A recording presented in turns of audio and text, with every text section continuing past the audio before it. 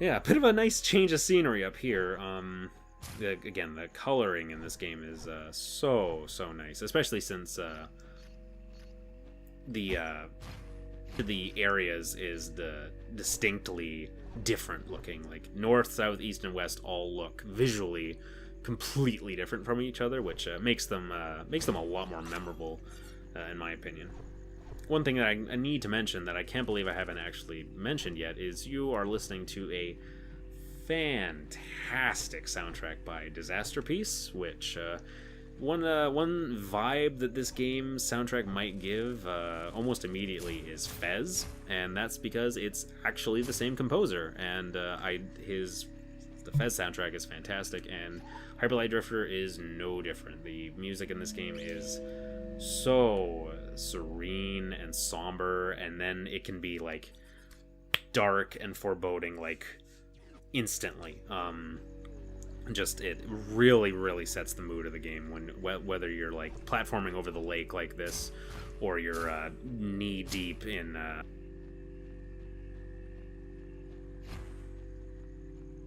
which is primarily where the combat is going to be taking place. You saw a little bit of it earlier. Okay, as you can see, we can get all the way over here, and one thing that you are going to be seeing a lot of as well is hidden platforms. So whenever you come across a hidden platform, your guy will like blip like that, and it'll make like a little bit of an audio cue, I believe, as well. You can also just mash the square button or the X button just to, you know, like where is it? There it is. So if you ever see like, oh, that's weird, like the camera is kind of like positioned over here, but there's nothing there, like odds are there might be something way off in the distance that you can get to. Thankfully, there I was gonna say you never get a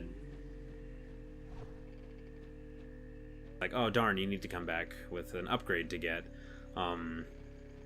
There is one upgrade that we can get that will actually let us access a couple more secrets, but very few. And then there's a gun as well that'll help us uncovering some secrets. Again, this is definitely a game that's meant to be you're meant to like look through every single nook and cranny of all these areas, finding as much of the secrets as possible. One thing to note about the invisible platforms too is you don't need to actually activate them, because like I can activate them and it'll show up, but if I just dash under the water, they're always there. It's just activating them shows you like a visual indicator of where the platforms are, just to help you actually get across them.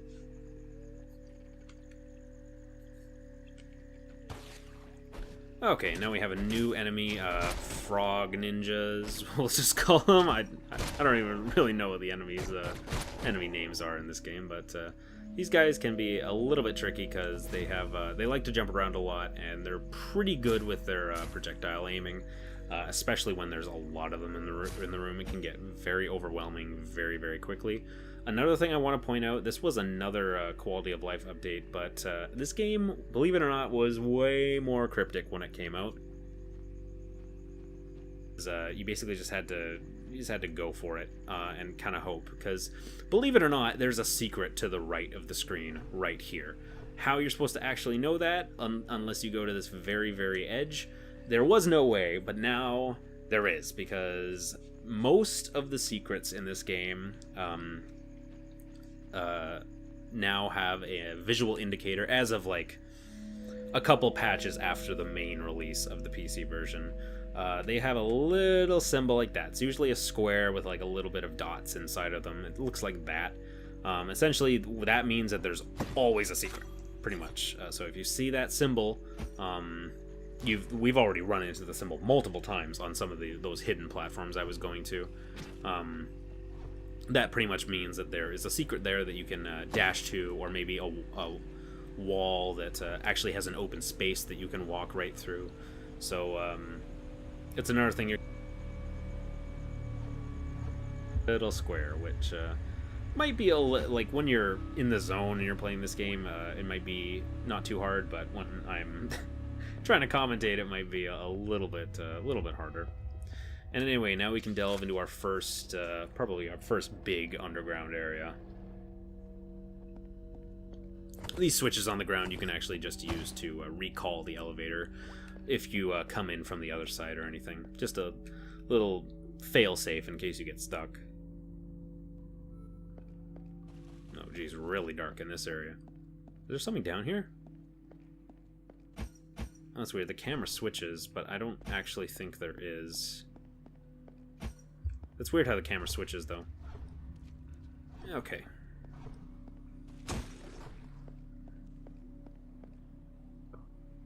Oh god. God, we're only 5 seconds into this place, and the lack of fresh air is already getting to him, or whatever it is, whatever ailment he has. Oh, gee, that's cool. You can see them transporting these, whatever these are, fire in a jar. I have no idea. If you're expecting some detailed explanation on every single little thing in this game's world, I'm sorry. You've come to the wrong place, because I love...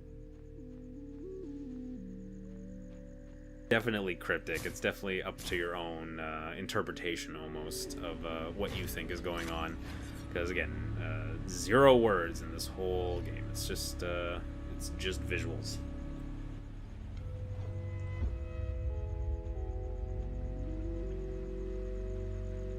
And so tranquil. I love it. Oh, thank God. Sweet.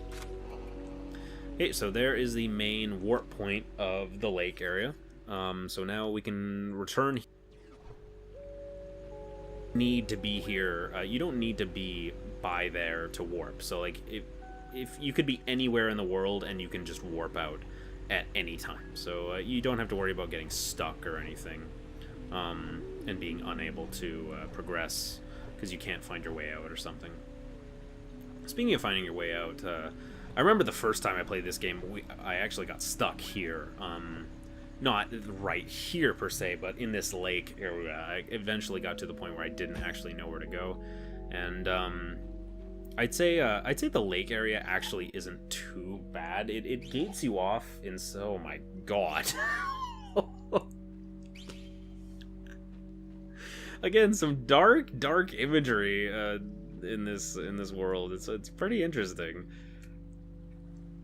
But anyway, I remember being very confused about where to go. But as far as the lake is concerned, I'd actually say it's pretty gated off. There's pretty much only one direction you can go at any given time. Inside the underground areas, you can go multiple ways a lot of the time. But usually, pretty much, a lot of these places are locked off, as you can see. So I'd say it's really not too bad. As long as you're just paying attention to your surroundings, then it shouldn't be too bad. Again, I personally haven't really found a use for the map, so just kind of finding your own way, drifting as you will, is the way to go, in my opinion. And just keep your eyes peeled, because you never know what you might find. Like gorgeous architecture. This is the same statue that we were leaning up against at the beginning of the game. Interesting. Nothing up here, really? Damn. I really thought there would be. Darn. Another nice thing about the secrets of this game is that I really thought there was gonna be something there. There's so many of them that when you replay the game, there's no possible way that you'd actually remember all of them. So it's kind of cool going back into it, like, because, you know, it's kind of like rediscovering everything again for the first time. There's another one of those squares I was talking about right here that lets you know. This one's kind of dumb because, like, you can clearly see that you can walk along this path right here. As for actually going anywhere else, I don't believe so. That's really weird why it warped me back there, but okay. We'll take it. And, yeah, I guess it's just back underground.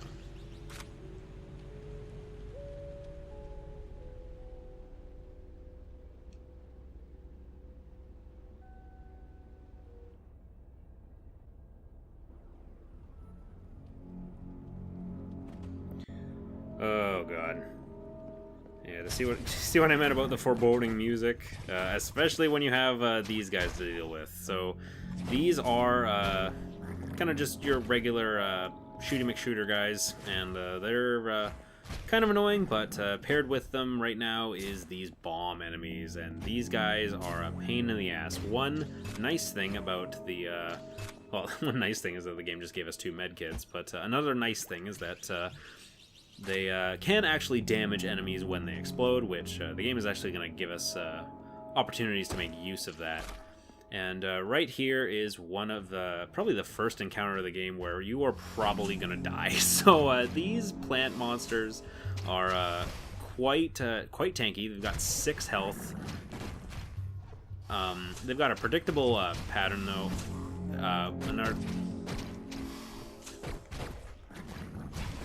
Another thing they have to worry about is that they do 2 damage with every hit. Enemies that are big, pretty much in this game, will probably do 2 damage. Any attack that looks like it would hurt, it does 2 damage. And you only have 5 health, so that's obviously a huge chunk of your health gone. But yeah, that encounter when you first get there is probably going to kill you, just because you probably won't be prepared for them lunging at you like that, and of course they can just wipe your health out almost instantly. So again, you really got to keep your distance from these. That was weird. I was kind of stuck on the wall right there. You kind of got to keep your distance from those guys because they are quite annoying. One really important thing that this enemy just dropped is a gear bit, because enemies can drop them too. I believe they are set locations for which enemies will drop which gear bits. So if an enemy drops a gear bit, it was... oh, sweet, we got an achievement, because the enemy fell to his death. But yeah, I believe how it works is that I don't think it's based on enemies killed or anything. I think it's just raw coded that, oh, this enemy right here will drop a gear bit. So if you're missing any gear bits, then enemy gear bits are probably a good one to go after. Also, it's just nice being rewarded for combat some of the time, because obviously gear bits, at least in the beginning of the game here, don't come very fast. I find there's a lot more hidden gear bits in the north compared to the east, personally. So if you wanted to go to the north first, you could. The main reason why we're going east is because the reward that you get for beating the boss is it's really good. I would really like it. So what we just activated right here is a module, and modules are very important because pretty much you're gonna need to get 4 modules in each of the areas to beat the game. I don't think it's a raw standard that you need all 4, but essentially the game is pretty much gonna lock you off from getting to the boss until you have usually 3, sometimes 4. In every area there is 8 altogether, so you only need to find on average half of the modules in the area. And should be obvious, but beating the bosses and specifically activating the modules after the boss is what you need to do in these 4 central areas to activate these 4 diamonds to beat, the game. that's your objective. So with that, another quality of life thing that nope, there's nothing there. Never mind, I just wasted health. One quality of life thing that I just kind of... One really annoying thing is that they also go invincible when they charge at you, which is very annoying. But one nice thing is that if you pick up a med kit... Get away from me. If you pick up a med kit and you already have full med kits, it will automatically restore. It'll use the extra med kit to heal you to full if you don't have full health, rather. So this is one of those instances of them dishing out traps that you need to actually dash through, and I gotta tell you, these fire pits are the most annoying things in the world. I hate these things. Like, even having played, I believe this is my 4th playthrough of this game, even having played it this many times, those fire pits, they still get me. It's very, very, very annoying. Oh god. Okay, so in this situation, it's probably best to just kind of like take a tactical retreat, because these enemies are kind of like wiping the floor with me right now. There's another cure bit, sweet. And that's our 4th one. Nice. Well, it's technically our 8th one. So we only need 4 more, and then we can actually head back to the town to actually get an upgrade. And I already gave you a hint earlier about what upgrade we're gonna get, but suffice to say, it's practically required, and it just makes the game a whole lot faster. So we'll definitely be getting that. And oh, would you look at that? There's actually there is a little sigil right here, which makes me think. Okay, there wasn't a dash panel, but what there was is, yeah, cheeky bastards. Keep in mind, again, these little sigils didn't used to be here to indicate secrets, so by standing at the very edge here, you can just barely make out a little podium over there. We can shoot, right? Okay, come on. Screw you. Screw you. Screw you. There we go. That was my last shot. Again, the pistol isn't accurate. It will go in the general direction that you shoot. So you need to kind of get lucky in a lot of these situations. Not completely luck based, but still, it can get a little. Oh shit. Okay, I gotta keep on my toes here. Perfect. There we go. That was flawless. Except for, you know, being at 2 health right now. There we go. So yeah, again, I can't stress enough how difficult this game is when you first get going, especially since you're probably not used to the controls. That was one interesting thing about my little mini playthrough I did when I got the Switch version, that my save file said 31 hours for. I only beat the first 2 areas, so I didn't play the whole game, and I didn't take 31 hours. Holy crap. But that was one thing I actually had to get used to, was the controls, because I was worried at first that, oh, aiming is gonna suck without a mouse.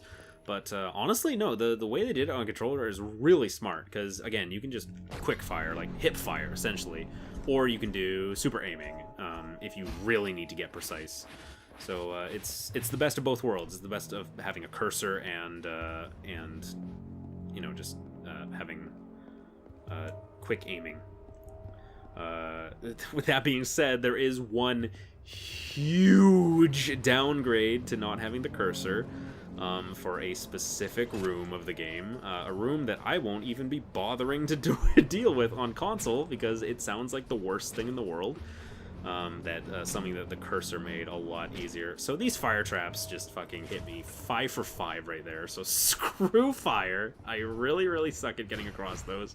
To be honest, I don't even know if you can reliably get across those without an upgrade. And yeah, this this room right here, we can't do this. Don't even try right now. You won't be able to do it without dying. We're gonna need some sort of upgrade to actually get through there.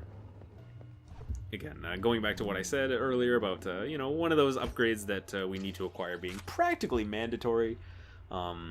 At least if you're trying to go for all the collectibles. I believe it's the only upgrade that is actually required for exploration. Not that you need it to physically, like, just beat the game. You can do whatever you want if you're just trying to get to the end, which... out of the 4 playthroughs, I've only 100%ed this game once. I did it once, so that shows you that you don't need 100% the game. So as you can see, you can really fire the gun really, really quick if you really want to. So you can really just obliterate enemies. That guy actually hit me. That's annoying. There we go. Oh god. Oh shit. Oh, I fucking hate that they go invincible. That's annoying. Yeah. You got the Twilight Princess-esque, like, sword flourish when you've cleared a room of enemies, so that's cool. Okay, here is a key door right here. One measly key, and that's still something that we can't actually open right now. But thankfully there are some gear bits here, so hopefully we'll find a key soon. Again, it is kind of annoying with the key doors. That is one thing that I wish they had added in some... I'm gonna die. Okay, we're good. That's one thing I wish they added in some capacity. I really wish they made it so that it was possible to, like, add things to your map. Like, maybe, like a pin, like, just of you letting yourself know that, like, oh yeah, there was something here that you should go back for. Because as it stands right now, you're going to be finding a lot of locked doors, and there's really no way to actually go get them again unless you, like, go through the whole area again, or unless you're just writing down where all of these doors are. So, again, I think it was intentional, because, again, a huge inspiration of this game was obviously The Legend of Zelda, mainly the originals, like the 2D ones, and Zelda 1 is the king of cryptic bullshit. As far as, like, oh yeah, there's a bombable wall right here. How do you know?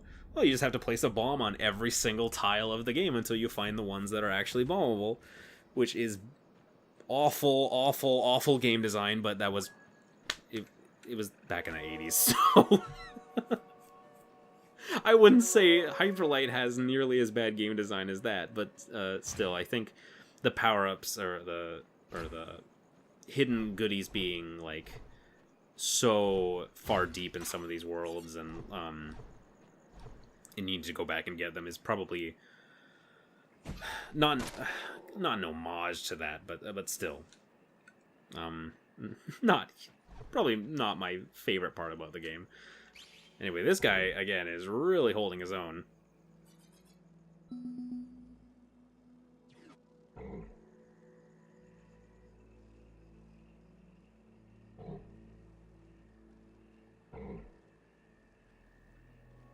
Damn. Anyway, one thing that this guy will do, I believe he's, like, I don't remember his name. I think he's, like, the Drifter. Not another Drifter, but essentially what he'll do is he'll actually let you know, because modules are extremely important to actually progress, he'll actually tell you the location of every single one. So, for instance, this one is in this room, this one is in this room over here, this one is underground over here. So, as you can see, the underground map is perfectly overlaid with the upper map, so that's very useful. He doesn't tell you the location of all of them, just most of them. So a lot of the time, if you're trying to find all of them, you'll probably be missing like one, and it's like, oh, god damn it. Obviously, guides exist to assist you if you were choosing to go for everything. Here's another great example of that little square symbol really helping us out. And here is another collectible that I haven't even mentioned yet. These are monoliths. And here's some Fez-esque letters right there. I'm pretty sure it's not the exact same language, but just seeing those really reminds me of Fez. And monoliths are probably the least useful of collectibles. Essentially, all they do is that there's 16 of them, and you get a reward for finding all 16. It's not like keys where there's tangible rewards for, like, oh yeah, if you collect... oh, there's something right here. Never mind, there's nothing here. It's not like keys where it's like, oh yeah, if you have one key, then you can open this one key door. It's not like that. It's pretty much just you need all 16 and then you get your reward. You also get a little bit of lore, I believe, but cryptic lore. Anyway, there is another panel over there where we can shoot. However, this one is a bit of a bulkier panel, and it has a little like reticle on top. That lets you know that your dinky little pistol isn't actually powerful enough to activate that switch. So we're gonna have to come back here with some heavier machinery. Heavy machinery. Okay.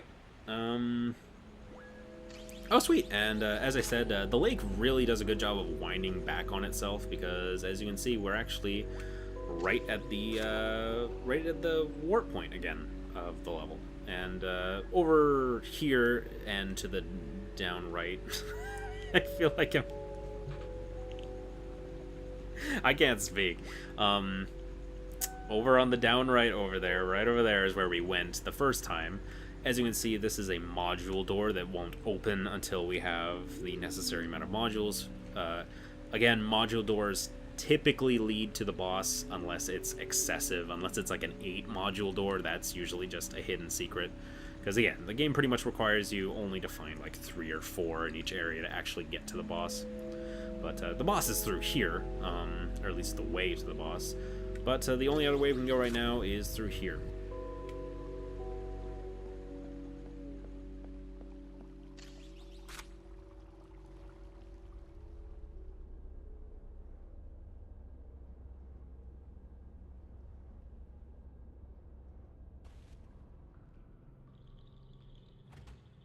Okay, back in the underground, and nice try, game. There is something back here. Sadly, it is a pit that is too wide to clear, so we're gonna have to come back, or we're gonna have to go from the other direction to actually get there.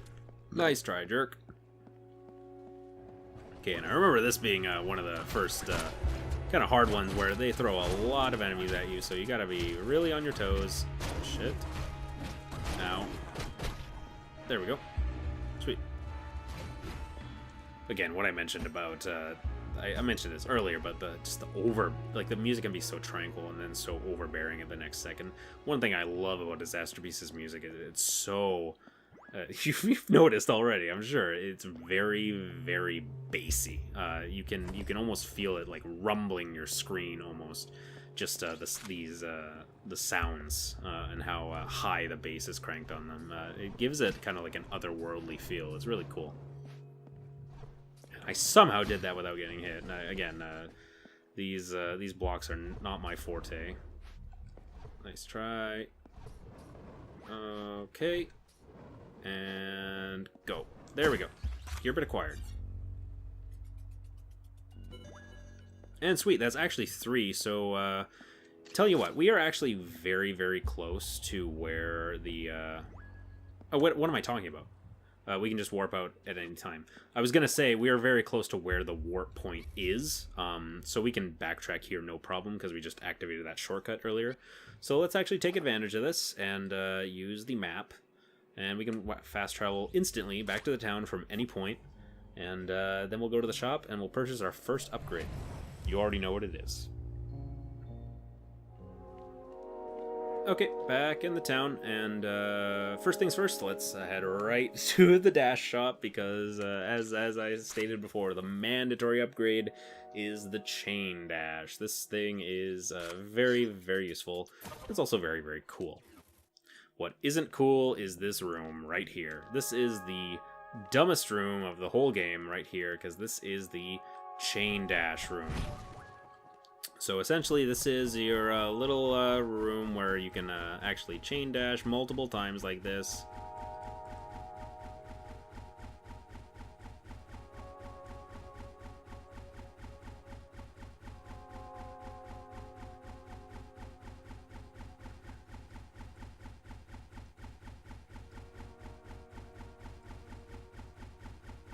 Oh wow, we actually got that first try!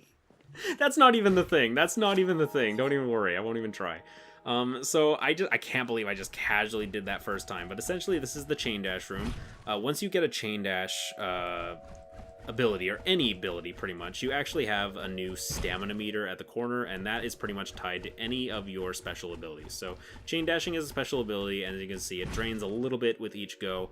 Passing over these panels in this room actually refills it, though, and the whole point is you need to chain dash a lot, and you need to do it perfectly. How much? Well, you need to do 100 to open that first room, which we actually casually did that on my first try. I literally, on my other Switch save file, I couldn't get past 30, so I don't know how I casually just did 100, but whatever. The main thing is that second room, which is one of the best upgrades of the whole game. I'll tell you right now, it's basically an upgrade that makes you have double the amount of stamina, so using special abilities is way, way easier, and it just is looks badass too. I'll get into that a bit later, how those kinds of upgrades work, because we're probably not going to be seeing very many of them. Anyway, getting to the nitty-gritty, yeah, it's 100 for that first room. Fucking 800 to open this second room.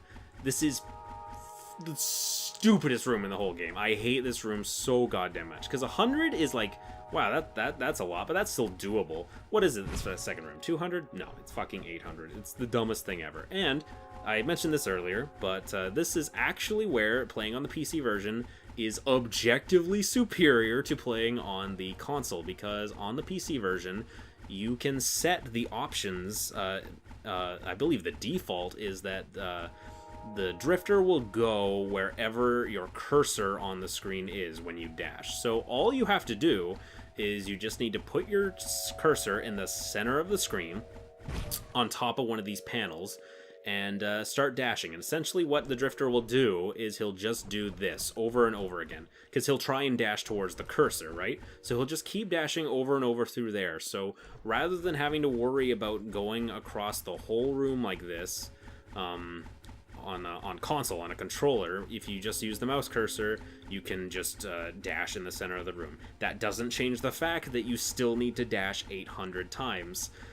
So it's still hard on the PC version, but it's still way easier because you don't have to move around and you don't have to risk bonking on everything. This room is so goddamn dumb. One tip I can give, I guess, is that if you set a metronome, you might be able to chain dash easier, because obviously the nerves are going to get to you once you're past like a certain point. Yeah, it just really sucks, because again, there's a good upgrade tied to this, and most players are never going to come even remotely close to unlocking it, especially when you're on a controller. So again, this game doesn't have the friendliest design choices, but I don't know. I feel like the game makes up for it in more ways than one, just by virtue of how fun the game is. And besides, it's not like you need that upgrade to actually be able to like feasibly progress in the game. It helps having more stamina, but it's not a big deal. Oh well, let's head back to the lake.